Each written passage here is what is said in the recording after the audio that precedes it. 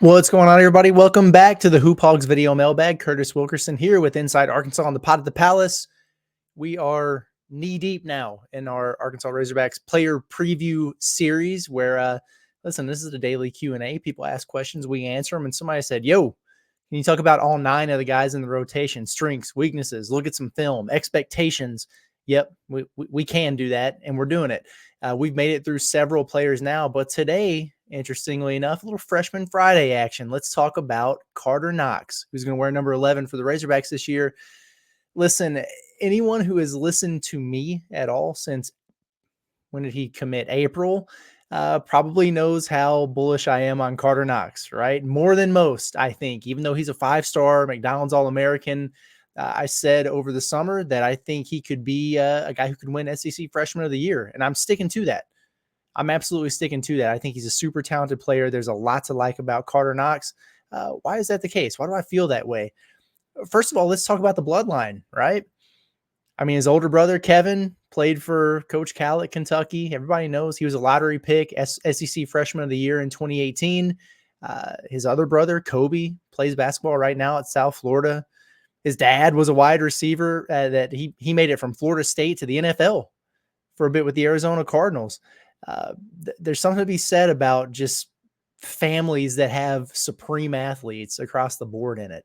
And then if you think about a brother who's already played for Cal, experienced it, and reaped the benefits of what playing for John Calipari can be, he's probably got a pretty good sounding board to talk to and say, hey, Cal's saying this. Should I listen? What do you think about this? How do you feel about that? I think that works. That plays, right? Karter Knox was a burger boy. He's played with USA Basketball. He's been at the top of the Nike EYBL scoring charts for the 3 straight years and scored at a level really that nobody ever has on that circuit. He was at Overtime Elite last year for his senior season, and man, he put up some pretty impressive numbers. And we were talking 23.1 points, 5.9 rebounds per game. He was also their King of the Court champion, which is like a one-on-one tournament. So that's notable to me because it means and there's a hell of a lot of talented players over at Overtime Elite. But if you are winning that against that type of competition, that tells me that, if you get him in an ISO one-on-one with somebody, he's going to win that battle more often than not. He's going to get you a bucket more often than not. He did make 81 threes for Overtime Elite last season. Now, it wasn't the highest percentage in the world, but anytime you make 81 3-pointers over the course of a season, like if you have that type of volume, you can shoot it. And I think that's something that you're going to be able to see. In fact, I've got a clip right here from Overtime Elite. Let's take a look at that, and you can see what I'm talking about. Yep, right off the catch there, off the dribble. Sure, step back. Why not? Looks pretty good to me. Yes, he can dunk a basketball and play above the rim. Nice rip through. Look at that. I mean, woo, that's crafty. Blocking shots, dunking it. There's a lot of up and down in Overtime Elite, folks. But as you can see, this dude can score it. He calls himself a 3-level scorer. Hard to disagree. That's a tough shot right there, just having your feet planted and catching it in transition.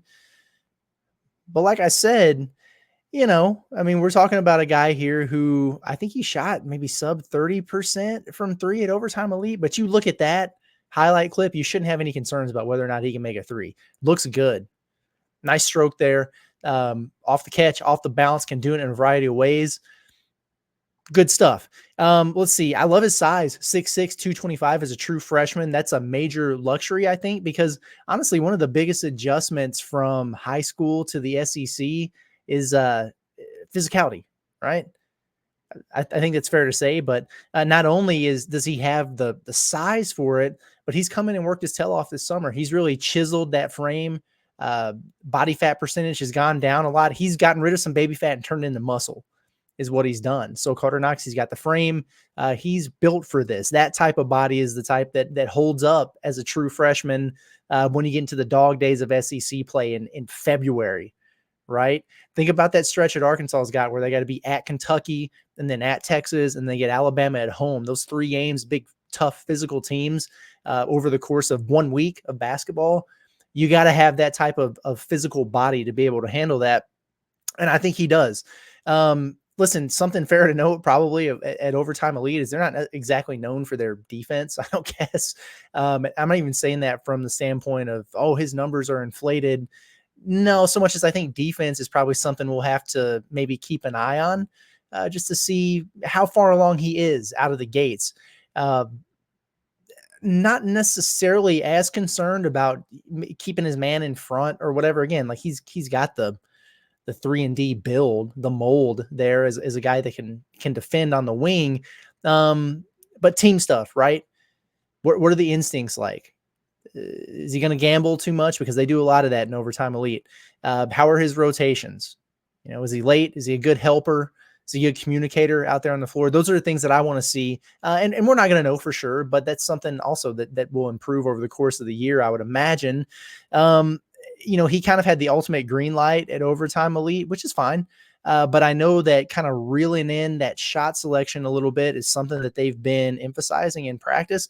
Not that he's not a guy who they'll allow to create, because I absolutely think he will be. In fact, if you look at Arkansas, on the wing or in the backcourt, he's probably one of those, handful of guys that they could run some ISO stuff for and kind of let him cook. He might be a guy who, I understand you've got, Nelly Davis and some other older guys out there, but there are worse situations to be in than Karter Knox is a late clock option, I guess is what I'm saying. Is he going to be the number one late clock option for Arkansas this season? Probably not.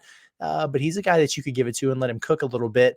But at any rate, my point is that Cal said he wants to see him be more of an attack first guy, as opposed to settling for some of those contested threes that maybe you saw in that clip. The catch and shoot one, sure, knock that down. You want to heat check somebody every now and then, okay. But the off the dribble, step back, hand in your face stuff, he can make that, but you want to see better shot selection, don't you? And we've seen, I think, in a couple clips that they put out in practice this year, an emphasis on, buddy, you got that frame, the athleticism, the finishing ability. Use that. Get to the rim a little bit more. Let's take a look at this.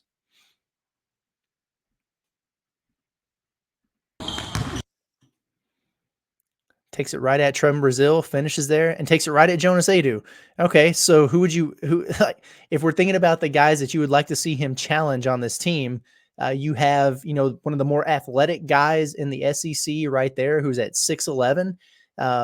You're going to see Karter Knox probably get switched off into some matchups like that. Can he attack it? And Trevin, we know that he's a good weak side recovery guy, shot blocker, and you're able to score on him. And then Jonas Adu is one of the best defensive centers in the league. Let's watch it one more time. Rip, go right at him. No fear. Like it. Going into Adu, got into his body a little bit, used the right hand, kind of used the rim there as a shield.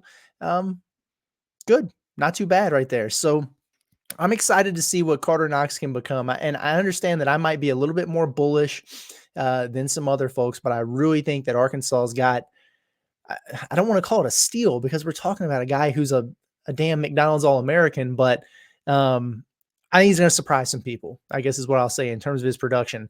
Torvik projects Knox at 6.6 points, 3.6 rebounds, and 1.7 assists per game. I'm going to go higher than that, obviously. I think specifically on points. When you have a guy that's wired to score like that, even if he's a true freshman, I think that Carter is going to be a dude who gets his shots up, and Cal's a guy who doesn't mind his true freshmen getting their shots up. We all know that. So I think he's going to outpace that 6.6 per game. But if he gets you 3.5 boards and nearly 2 assists per, I think it's a pretty solid freshman campaign there. So we'll see. We'll see if I'm right in my evaluation here. But I do see him, I think, as the most clear candidate to start at the 3 for Arkansas, unless Cal wants to start all 3 of his guards. I think if he decided, hey, I want to go Boogie, DJ, and Nelly with a kind of a 3-man backcourt there, I wouldn't hate it. But when I think about the depth behind those 3 and your primary guard and backcourt positions, I probably wouldn't start that way. I would utilize that lineup in games, but I don't know what I'd start that way. And then you look at the wing, and you got a few options. You got Karter Knox. I think he's the best option. You got Billy Richmond, who we're going to talk about. Might be further along defensively than Karter is, and maybe not quite as far along offensively. So which way do you want to go there? And then I guess the other thing they could do is you could always start Adou Thiero at the 3. I've got him projected to start at the 4. I think he's best at the 4, although I understand he'll probably be in a little bit of a platoon there with Trevin Brazile. So, yeah, I think ultimately Karter Knox, maybe he'll emerge as your starter there at the 3. And like I said, I threw out the SEC Freshman of the Year thing. I'm sticking to it. I'm sticking to my guns, and if I'm wrong, I'll come back in here and eat crow on this podcast, and that's okay. We can do that too. But appreciate you guys as always for tuning in. Make sure you get subscribed YouTube channel Inside Arkansas. Follow along the Hoop Hogs Video Mailbag. We've made it through several of these, man. We've gone through Boogie Fland and Nelly Davis and Adu Thiero and Trevin Brazile and Jonas Adu and now Karter Knox today. And so we've got a handful more to get to. Check them out and see what you think. And then obviously we're finally going to get to see this team in action here really soon for those who are going to be in Hot Springs and Pine Bluff this weekend for a little red-white action. Enjoy that. I'll be in Pine Bluff Sunday. I can't wait. And then getting out to SEC Media Day in Birmingham on Tuesday. And then we're not far away from the Kansas Jayhawks coming to town for that exhibition. So it's going to be a lot of fun. Appreciate you guys for tapping in as always. We'll be back bright and early again tomorrow for another episode of the Hoop Hogs Video Mailbag. It's been Curtis Wilkerson with Inside Arkansas. We'll catch y'all later.